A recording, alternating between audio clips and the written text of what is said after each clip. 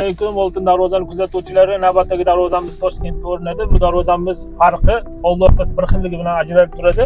Kimga shunaqa sifatli darvozalar kerak bo'lsa, oltin darvozaga aloqaga chiqarsizlar. Xudo xolasa bu darvozani bir ko'ring, maza qilib olasiz.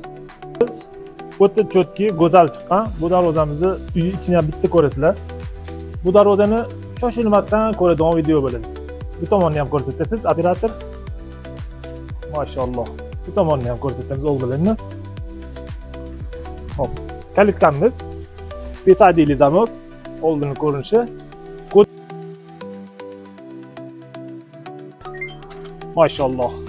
Ochilishga e'tibor beramiz. Kimga shunaqa darvozalar qiziq bo'lsa, oltin darvozaga aloqaga chiqaverasizlar. Endi narisini ko'rsatamiz.